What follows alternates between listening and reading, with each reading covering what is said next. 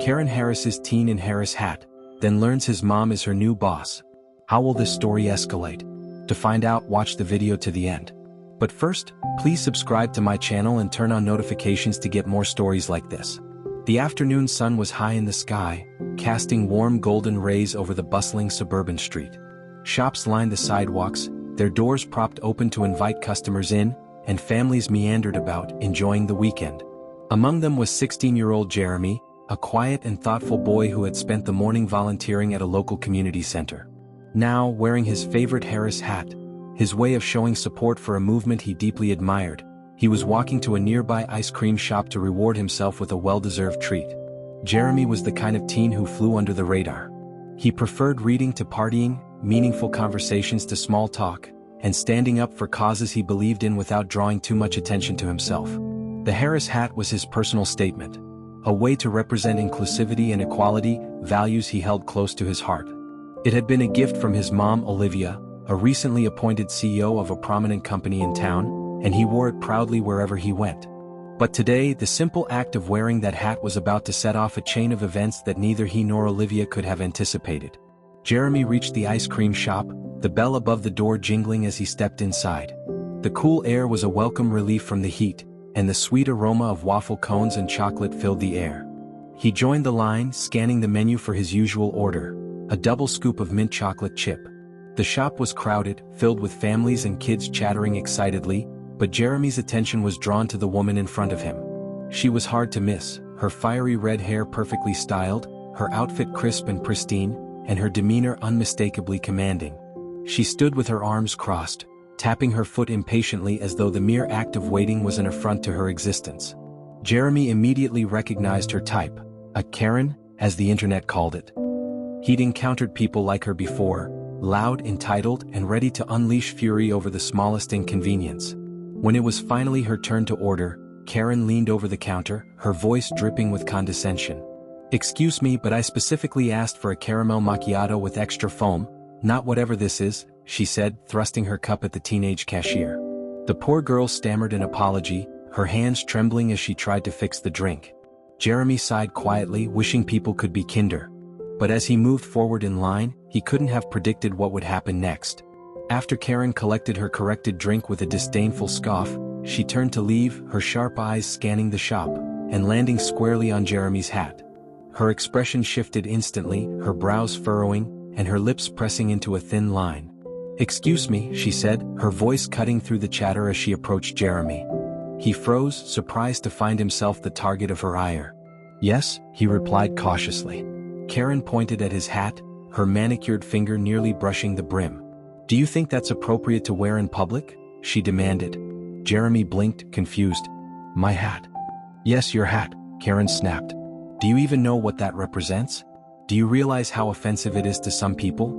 Jeremy felt a flush of anger rise in his chest, but he kept his voice calm. "It represents equality and inclusion," he said simply.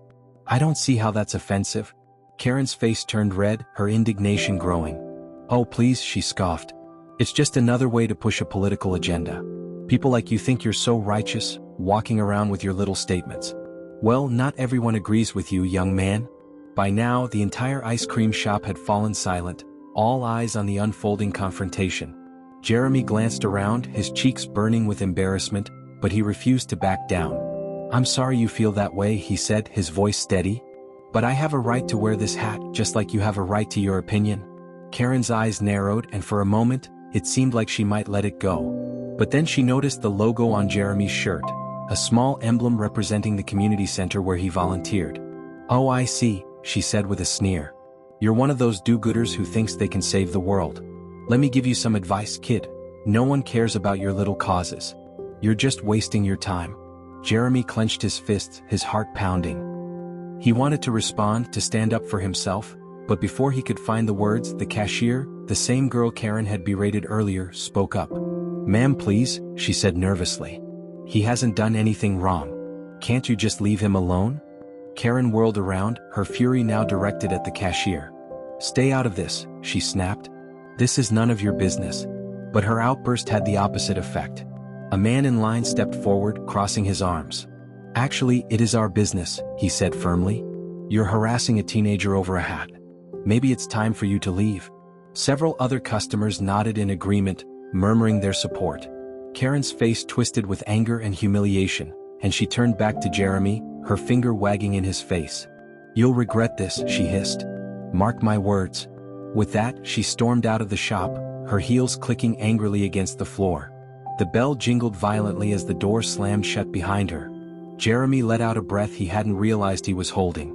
The cashier gave him a small, apologetic smile. "I'm so sorry about that," she said. "Are you okay?"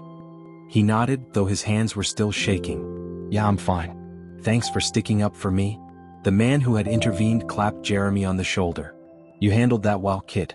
Don't let people like her get to you." Jeremy managed a grateful smile, but the encounter had left him rattled. He grabbed his ice cream and headed home, the incident replaying in his mind. Little did he know, Karen's threat was more than an empty warning, and the events that followed would turn both their lives upside down. The next morning, Jeremy recounted the incident to his mom over breakfast. Olivia listened intently, her expression growing darker with every detail. She was a formidable woman, sharp, compassionate, and fiercely protective of her son. As the CEO of a rapidly expanding company, she was no stranger to handling difficult people, but hearing about Karen's behavior ignited a fire within her. "That woman had no right to speak to you that way," Olivia said, her tone resolute. "You don't deserve to be treated like that, Jeremy. And neither does anyone else." Jeremy shrugged, trying to downplay it. "It's not the first time I've dealt with someone like her. I'm used to it." Olivia's eyes softened, but her resolve only deepened. "You shouldn't have to be. People like her need to be held accountable." Meanwhile, Karen was fuming in her pristine suburban home, recounting the incident to anyone who would listen. She described Jeremy as disrespectful and brazen, painting herself as the victim of a society that no longer respected proper decorum. Her friends nodded sympathetically, though even they silently questioned her account of the events. Karen's frustration wasn't just about the hat, it was about control. She thrived on asserting her dominance in every situation, and Jeremy's calm defiance had struck a nerve. But her indignation would soon pale in comparison to the shock she was about to receive. That Monday, Karen strutted into her office, her head held high. She had worked at the company for years, climbing the ranks with a combination of ambition and shrewdness. But as she entered the conference room for the weekly staff meeting, she froze. Standing at the head of the table was Olivia, poised, confident, and radiating authority. Karen's heart sank as the realization hit her like a ton of bricks. This was her new boss. Olivia's sharp eyes scanned the room, landing briefly on Karen. Her expression remained neutral, but Karen felt as though she had been stripped bare. She slid into her seat, trying to appear inconspicuous, but the memory of her encounter with Jeremy loomed large in her mind. As the meeting progressed, Karen's unease grew. Olivia's leadership style was firm but fair, her presence commanding respect. When she spoke about the company's commitment to inclusivity and respect, Karen squirmed in her seat, her face flushing with guilt. And then, as the meeting wrapped up, Olivia glanced directly at Karen. "Karen," she said, her tone polite but pointed, "could I see you in my office after this?" Karen's stomach churned, her mind racing. She nodded stiffly, her confidence crumbling with every passing second. Karen sat frozen in her chair long after the other employees had filed out of the conference room. Her hands trembled slightly as she gathered her notebook and pen, her mind racing with the possibilities of what Olivia might say to her. She hoped, desperately, that Olivia didn't know she was the same woman who had berated her son in the ice cream shop. Taking a deep breath, Karen rose and walked toward Olivia's office. The hallway seemed to stretch endlessly, and with each step, the knot in her stomach tightened. When she finally reached the door, she hesitated for a moment before knocking lightly. "Come in," Olivia called, her voice calm but firm. Karen opened the door and stepped inside, her usual bravado notably absent. Olivia sat behind a sleek mahogany desk, her posture straight and her hands folded neatly in front of her. The office was immaculate, with floor-to-ceiling windows that offered a stunning view of the city skyline. A framed photograph on the desk caught Karen's eye. It was of Olivia and Jeremy, both smiling warmly. Her heart sank. "Have a seat," Olivia said, gesturing to the chair opposite her. Karen complied, forcing a tight smile. "Thank you, Miss Harris," she said, her voice wavering slightly. Olivia studied her for a moment, her expression unreadable. "Karen," she began, "you've been with this company for quite some time, haven't you?" "Yes," Karen replied quickly. "Nearly 10 years. I've worked hard to contribute to its success. Olivia nodded. That's commendable. Loyalty and dedication are qualities I value in an employee. Karen relaxed slightly, hoping the conversation might be less dire than she feared. But Olivia's next words wiped away that hope entirely. However, Olivia continued, her tone sharp, I also value integrity, respect, and accountability. Traits that, based on recent events, I'm not entirely sure you possess. Karen's breath caught in her throat. I'm not sure what you mean, she stammered, though she knew exactly what Olivia meant. Olivia's gaze didn't waver. Let me make it clear then. I'm referring to the incident at the ice cream shop last weekend. My son Jeremy was the teenager you harassed. Karen's face drained of color. I didn't realize, she began, but Olivia cut her off. Whether you realized it or not is irrelevant, Olivia said, her voice steady but cold. What matters is how you treated him, and the example you set, not just as an adult but as someone who represents this company. Karen fumbled for words, her usual confidence crumbling under Olivia's piercing gaze. Miss Harris, I deeply regret what happened, she said, her voice trembling. I didn't mean to offend anyone. I was just having a bad day. Olivia raised an eyebrow. A bad day? Is that your excuse for publicly berating a teenager over a hat and then threatening him? Karen opened her mouth to respond, but no words came. She could feel her heart pounding in her chest, her palms slick with sweat. I'll be honest with you, Karen, Olivia continued. I have little tolerance for behavior like yours, especially when it's directed at my family. But this isn't just about Jeremy. It's about the values we uphold as a company and as individuals. How can I expect my team to treat our clients and partners with respect if they can't even show it to a child? Karen's head hung low, shame washing over her. You're right, she murmured. I behaved terribly. I'm so sorry. Olivia studied her for a moment, her expression softening just slightly. Apologies are a start, she said. But actions speak louder than words. If you truly regret your behavior, you'll need to prove it. Karen looked up, her eyes wide with desperation. How can I make things right? She asked. Olivia leaned back in her chair, considering. First, you'll offer a sincere apology to Jeremy, she said. And I don't mean a half-hearted excuse. I mean a genuine acknowledgement of your actions and the harm they caused. Karen nodded quickly. Of course. I'll do it. Second, Olivia continued, you'll attend a series of workshops on empathy, inclusivity, and conflict resolution. This company is committed to fostering a positive and respectful environment, and I expect every employee to embody those principles. Karen hesitated, but she knew she had no choice. I'll attend the workshops, she said. And finally, Olivia said, her voice firm, you'll take this as an opportunity to reflect on who you want to be, not just as an employee but as a person. Everyone makes mistakes, Karen. What matters is how we choose to grow from them. Karen left Olivia's office feeling both humbled and chastened. The meeting had been a wake-up call, forcing her to confront parts of herself she had long ignored. She knew she had a long way to go, but for the first time in years she felt a flicker of determination to change. That evening, Olivia told Jeremy about the conversation with Karen. They sat at the kitchen table, the smell of freshly baked cookies filling the air. How do you feel about all this? Olivia asked, watching her son carefully. Jeremy shrugged, his expression thoughtful. I guess I'm glad she's being held accountable, he said. But honestly, I hope she really learns from this. I don't want her to just apologize because she has to, I want her to mean it. Olivia smiled, pride swelling in her chest. You have a good heart, Jeremy, she said. And I think your kindness might be exactly what she needs to see. The following day, Karen approached Jeremy in the company parking lot, her usual confident stride replaced by cautious humility. She clutched a small box in her hands, her face flushed with nervousness. Jeremy, she began, her voice soft. I wanted to speak with you. Jeremy turned, surprised to see her. Oh, hi. Karen took a deep breath. I owe you an apology, she said. What I did to you at the ice cream shop was wrong. I was rude, judgmental, and completely out of line. You didn't deserve that, and I'm so sorry. Jeremy studied her for a moment, his expression unreadable. Then, to Karen's relief, he smiled faintly. Thanks for saying that, he said. I appreciate it. Karen handed him the box, her hands trembling slightly. I know this doesn't make up for what I did, but I thought you might like this. Jeremy opened the box to find a new hat inside, one that read Equality for All in bold letters. His smile widened. Thank you, he said. It means a lot. Over the weeks that followed, Karen threw herself into the workshops Olivia had assigned her. She listened, learned, and began to see the world through a lens she had long ignored. It wasn't easy, change never was, but with each step she felt herself becoming a little more compassionate, a little more self-aware. Jeremy too noticed the difference. One afternoon he ran into Karen at a community event Olivia had organized. She was volunteering at a booth, her once haughty demeanor replaced by genuine warmth. "Hey Jeremy," she said, smiling. "It's good to see you." "You too," he replied, surprised by how natural the exchange felt.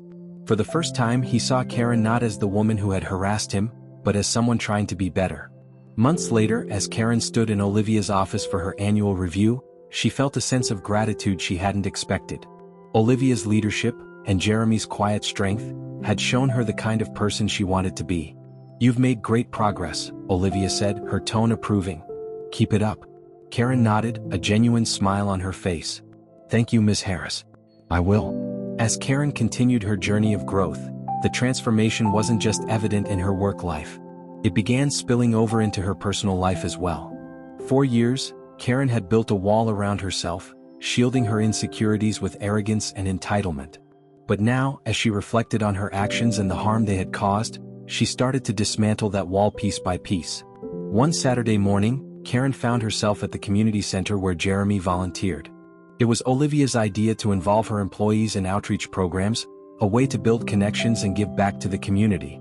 Karen had initially been hesitant to participate, fearing judgment from others who might know her past behavior. But as she stepped inside the bustling center, she was greeted with warmth and acceptance. Jeremy was there, of course, surrounded by a group of children he was helping with an arts and crafts project. His Harris hat was perched proudly on his head, a symbol of the values he held dear. Karen hesitated for a moment before approaching him. "Jeremy," she said softly, her voice tinged with nervousness. He looked up, surprised but not unkind. "Hi, Karen. I wanted to thank you," she said, "for giving me a chance to apologize, and for accepting it. I don't know if I deserve it, but it means a lot." Jeremy smiled. "Everyone deserves a chance to be better," he said. "You're here, right? That's a good start." Karen spent the day volunteering alongside Jeremy, helping the children paint murals on the center's walls.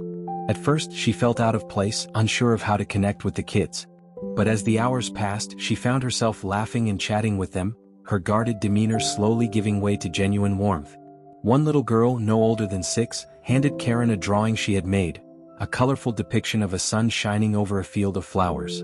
"For you," the girl said shyly. Karen's heart swelled. "Thank you, sweetheart," she said, kneeling to meet the girl's eyes. "It's beautiful." As she tucked the drawing into her bag at the end of the day, Karen felt something she hadn't experienced in a long time, a sense of fulfillment. For the first time she saw the power of kindness, not just in others but in herself. Back at the office, Karen's newfound perspective began to shine through in her interactions with her colleagues. She made an effort to listen more, to show appreciation for their work, and to offer help when it was needed. Slowly but surely, the icy reputation she had built over the years began to thaw. Olivia noticed the change as well.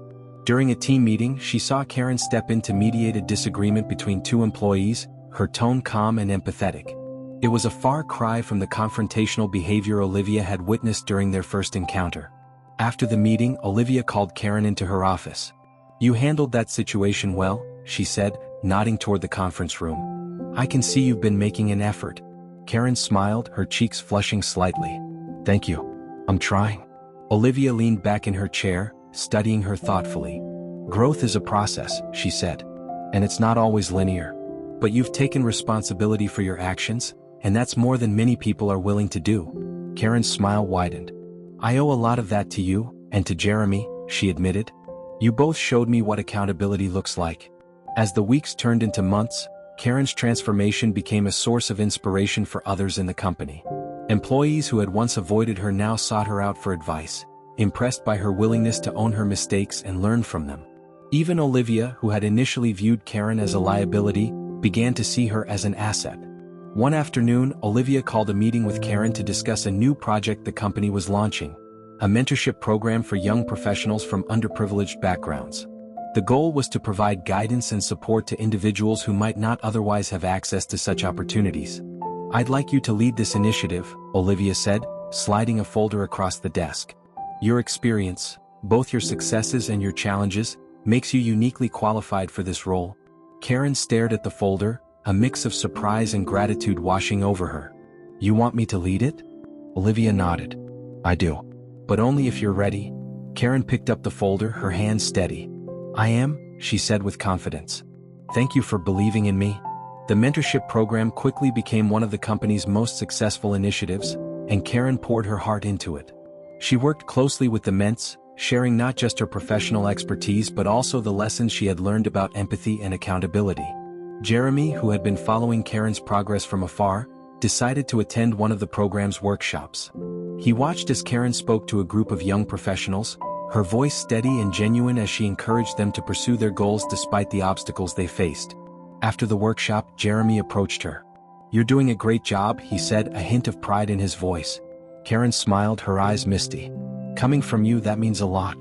One day, as Karen was leaving the office, she found Jeremy and Olivia waiting for her in the lobby. Jeremy held a small box in his hands, and Olivia's expression was warm but mysterious. "What's this?" Karen asked, eyeing the box curiously. Jeremy grinned. "Open it and find out." Karen carefully lifted the lid to reveal a new hat. It was identical to Jeremy's Harris hat, but with one small difference. The words "Growth Matters" were embroidered on the back. Karen's breath caught. "I don't know what to say," she murmured. Olivia placed a hand on her shoulder. "You've come a long way, Karen," she said. "And we're proud of you." Karen hugged the hat to her chest, overwhelmed by the gesture. "Thank you," she said, her voice thick with emotion. "I'll wear it proudly."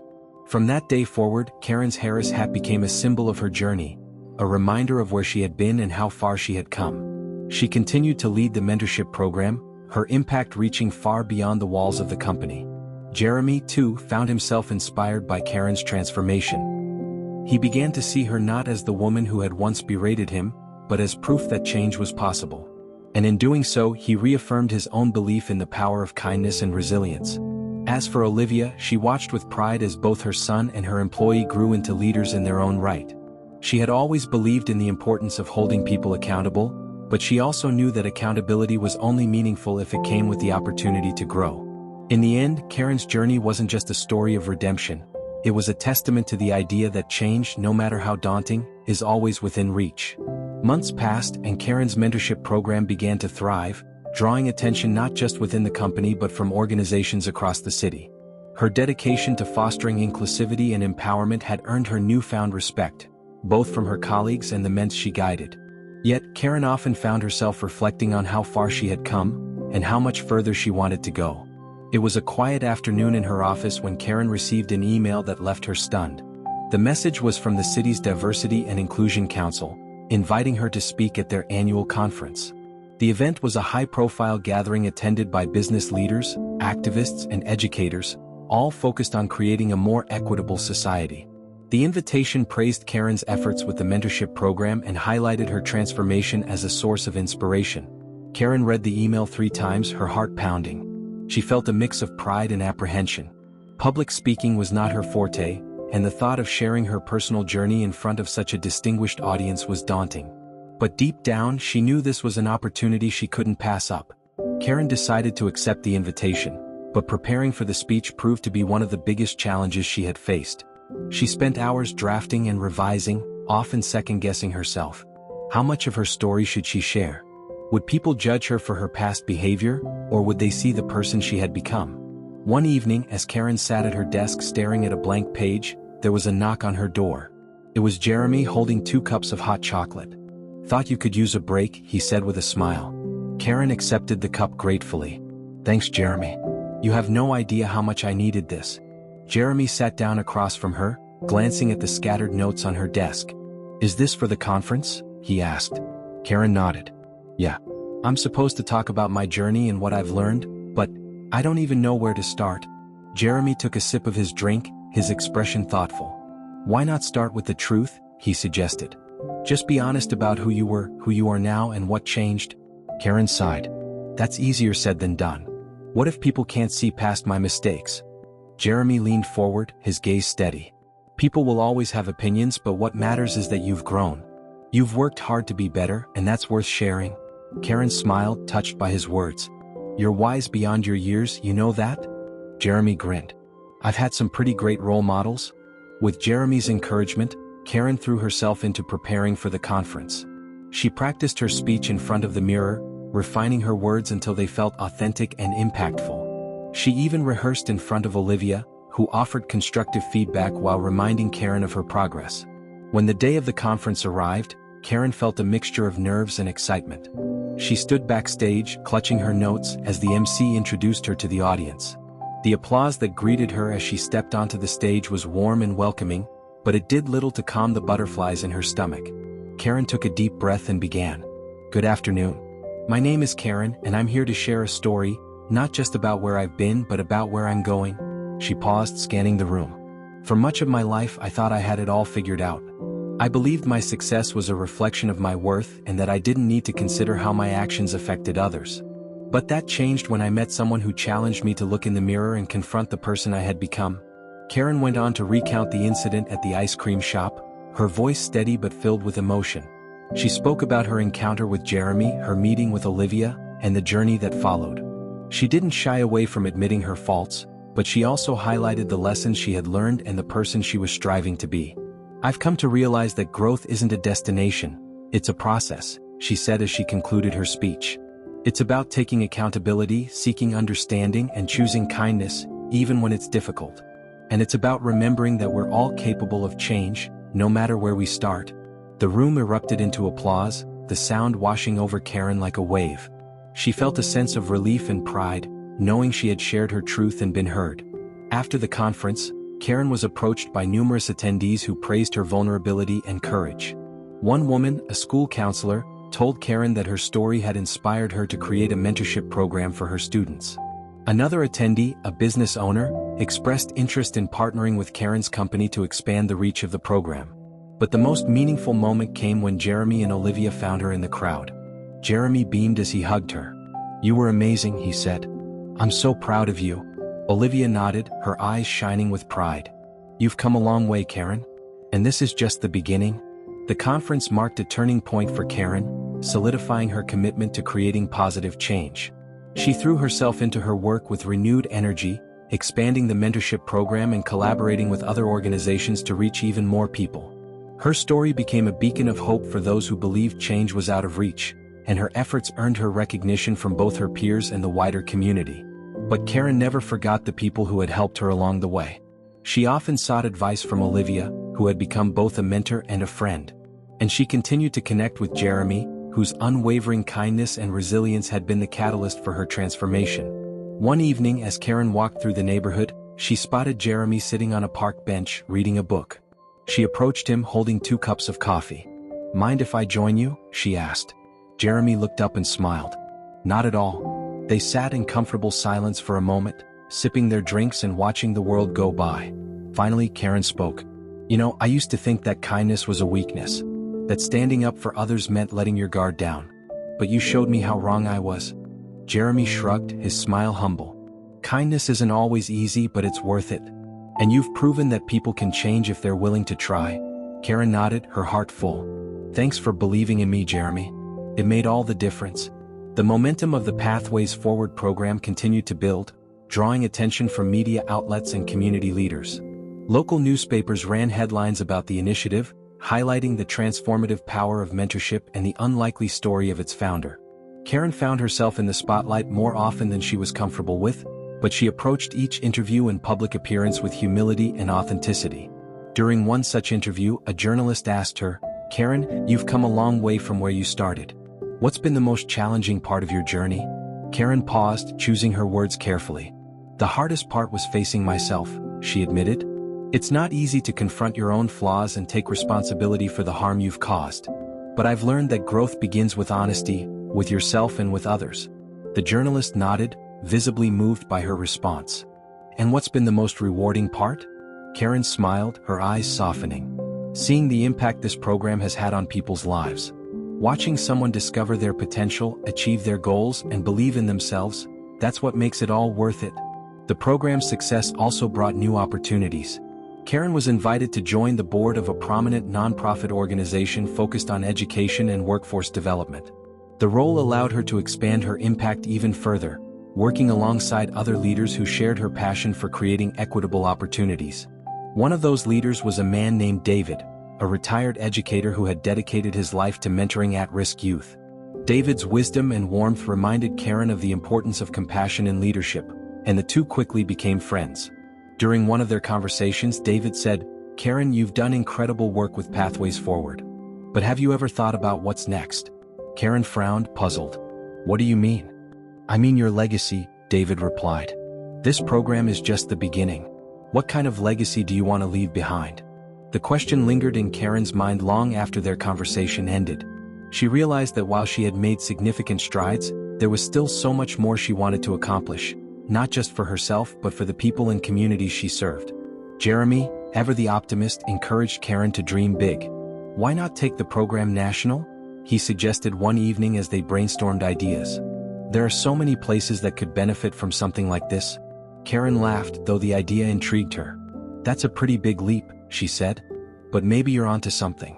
With Jeremy's encouragement, Karen began exploring the possibility of expanding Pathways Forward beyond their city. She reached out to potential partners in other states, researched funding opportunities, and developed a plan for scaling the program while maintaining its core values. The process was daunting, but Karen's determination never wavered. She knew that the work she was doing mattered, that it had the power to change lives on a much larger scale. As the expansion plans took shape, Karen faced a new challenge: finding the right leaders to carry the program's mission forward in other locations. She needed people who shared her vision, her commitment to inclusivity, and her belief in the power of second chances. To her surprise, one of the first people to step forward was Malik, the young man who had found his calling in graphic design through the program. Malik had not only excelled in his internship but had also become a mentor to others, sharing his story and encouraging them to pursue their dreams. "I want to be part of this," Malik told Karen during a meeting. "This program changed my life and I want to help do the same for others." Karen was deeply moved. "You'd be perfect for this," she said, her voice thick with emotion. "Thank you, Malik. It means so much to have you on board." As Pathways Forward began its national rollout, Karen found herself traveling more often, visiting new cities and meeting the communities the program aimed to serve. Each trip reinforced her belief in the importance of the work she was doing. She met single parents juggling multiple jobs, young adults struggling to navigate their careers, and teenagers yearning for guidance and support. One particularly memorable trip took her to a small town in the Midwest, where the program was being piloted at a local high school. Karen spent the day speaking with students and mentors, listening to their stories and learning about the unique challenges they faced. At the end of the day, a shy teenager approached her, clutching a notebook filled with sketches. "Miss Karen," the teenager said, "I just wanted to say thank you. This program gave me the courage to share my art for the first time." Karen flipped through the notebook, marveling at the talent and creativity on display. "You're amazing," she said, handing the notebook back. "And I hope you never stop creating." Meanwhile, Jeremy was thriving in his own right. Inspired by his experiences with Pathways Forward, he had started a student-led initiative at his high school focused on peer mentorship and community service. The initiative quickly gained momentum, earning recognition from both students and faculty. Karen couldn't have been prouder. "You're a natural leader," she told him during one of their conversations. "You're going to do incredible things, Jeremy." Jeremy grinned, his cheeks flushing slightly. "I've had pretty great mentors," he said. Back at the office, Olivia continued to serve as a guiding force, both for Karen and for the company as a whole. She had always believed in the importance of leading by example, and her unwavering support had been instrumental in Karen's journey. During a quiet moment in her office, Olivia reflected on the impact Karen had made. She had taken a chance on someone who had once been a source of conflict, and that decision had paid off in ways she hadn't anticipated. Karen's transformation was a testament to the power of accountability, mentorship, and compassion. "I'm proud of you," Olivia told Karen during one of their regular check-ins. "And I know Jeremy is too." Karen smiled, her eyes brimming with gratitude. "Thank you, Olivia. I wouldn't be here without you." As the years went by, Pathways Forward continued to grow, touching countless lives and creating a ripple effect of positive change. Karen's journey from confrontation to compassion became a story that inspired others to believe in the possibility of redemption and growth. And through it all, Karen never forgot the lessons she had learned: the importance of kindness, the value of accountability, and the power of believing in others. She carried those lessons with her, not just in her work, but in every aspect of her life. Because in the end, Karen's story wasn't just about her. It was about the people she had touched, the lives she had changed, and the legacy she had built. It was a story of transformation, hope, and the unshakable belief that anyone given the chance can find their way forward. Years later, as Karen stood in the atrium of a massive conference hall, she reflected on how far she had come. The space was filled with hundreds of people. Mentors, leaders, and families gathered to celebrate the 10th anniversary of Pathways Forward. The program had grown far beyond what she had ever imagined, with chapters in cities across the country and countless success stories to its name. Karen's heart swelled with gratitude as she stepped onto the stage, the applause of the crowd washing over her. She adjusted the microphone, pausing to take in the faces of the people who had made this journey possible. Among them were Olivia and Jeremy, sitting in the front row, their smiles reflecting the pride and love they felt for her. "Good evening," Karen began, her voice steady and warm. "When I look around this room, I see more than just a celebration. I see a community. I see resilience, determination, and the incredible power of what happens when we come together to lift each other up." She took a deep breath, her mind flashing back to the moment that had set her on this path. The confrontation in the ice cream shop that had forced her to confront herself and the impact of her actions. "I never imagined that my greatest mistake would lead to my greatest purpose," she continued. "But that's the beauty of growth. It's messy, it's challenging, and it's often uncomfortable. But it's also transformative." Karen shared stories of the program's successes, of men who had gone on to become leaders in their communities, of mentors who had found fulfillment in guiding others, and of the ripple effects that had reached far beyond the program itself. Pathways Forward is proof that change is possible, not just for individuals but for entire communities, she said. And it's a reminder that our past doesn't define us, it's how we choose to move forward that truly matters. After the speech, Karen was approached by countless attendees who wanted to thank her, share their stories, or simply express their admiration. Among them was Malik, now a successful graphic designer who had taken on a leadership role in the program. "You've changed so many lives," Malik said, his voice filled with emotion. "Including mine. Thank you for believing in us." Karen smiled, her eyes misty. "You're the reason I do this," she said. "And I'm so proud of you." As the event wound down, Karen found a quiet moment to sit with Olivia and Jeremy. The three of them watched as the crowd mingled, the energy in the room electric with hope and possibility. "You've built something incredible," Olivia said, her voice soft but full of pride. "You should be proud." Karen shook her head, her gaze fixed on Jeremy. "We built it," she said. "This wouldn't have been possible without both of you." Jeremy grinned, his trademark humility shining through. "You've done the hard work, Karen," he said. "We just gave you a nudge." Karen laughed, her heart full. That nudge changed everything. As the night came to an end, Karen stood by the entrance, watching as people filed out with smiles and laughter. She thought about the journey that had brought her here, the mistakes, the lessons, and the moments of growth that had shaped her into the person she was today. Karen knew there was still work to be done. The world was far from perfect, and the fight for inclusivity and kindness was ongoing. But as she looked around the room, she felt a sense of hope that carried her forward. Because in the end, Karen's story wasn't just about redemption. It was about the power of community, the beauty of second chances, and the unshakable belief that anyone can change the world, starting with themselves.